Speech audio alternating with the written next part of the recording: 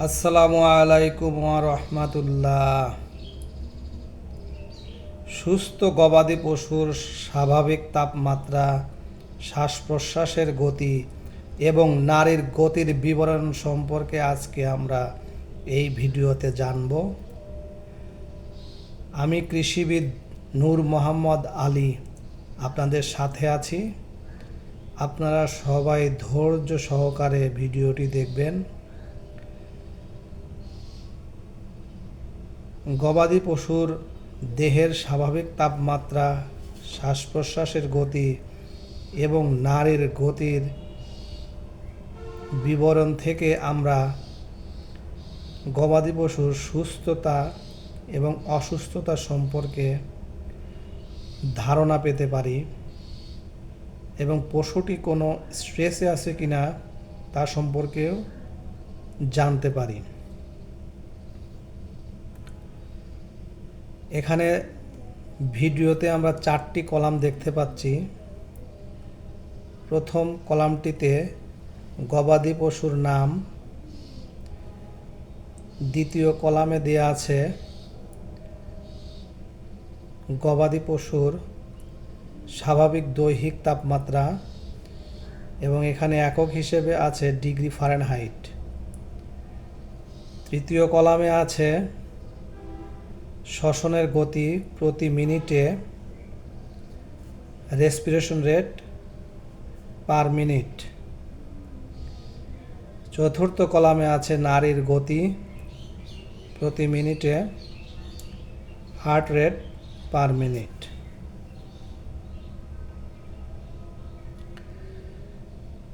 প্রথমেই আমরা জেনে নেই গবাদি পশুর মধ্যে গরুর স্বাভাবিক দৈহিক তাপমাত্রা 100 থেকে 102 ডিগ্রি ফারেনহাইট এবং রেসপিরেশন রেট হচ্ছে 10 থেকে 30 বার প্রতি মিনিটে। এবং হার্ট রেট হচ্ছে 60 থেকে 75 বার। এরপরে আমরা জানব মহিষের স্বাভাবিক দৈহিক তাপমাত্রা 100 থেকে 101 ডিগ্রি ফারেনহাইট। রেসপিরেশন রেট হচ্ছে 12 থেকে 16 বার প্রতি মিনিটে এবং নাড়ির গতি হলো 40 থেকে 60 বার প্রতি মিনিটে। ছাগল অথবা ভেড়ার স্বাভাবিক দৈহিক তাপমাত্রা 101 থেকে 102 ডিগ্রি ফারেনহাইট, রেসপিরেশন রেট 12 থেকে 20 বার প্রতি মিনিট, এবং হার্ট রেট হচ্ছে 70 থেকে 80। তেমনি ঘোড়ার 99.5 থেকে 105 ডিগ্রি ফারেনহাইট এবং রেসপিরেশন রেট 8 থেকে 12 এবং হার্ট রেট আছে 32 থেকে 42। কুকুর, বিড়াল এবং মোরগ মুরগির দৈহিক তাপমাত্রা স্বাভাবিক 105 থেকে 107 ডিগ্রি ফারেনহাইট। শ্বসনের গতি আছে 120 থেকে 250 বার প্রতি মিনিটে এবং হার্ট রেট আছে 300 থেকে 400। হাঁসের আছে দৈহিক স্বাভাবিক তাপমাত্রা 105 থেকে 106 ডিগ্রি ফারেনহাইট, শ্বসনের গতি 130 থেকে 260 প্রতি মিনিটে এবং হার্ট রেট হচ্ছে 300 থেকে 500।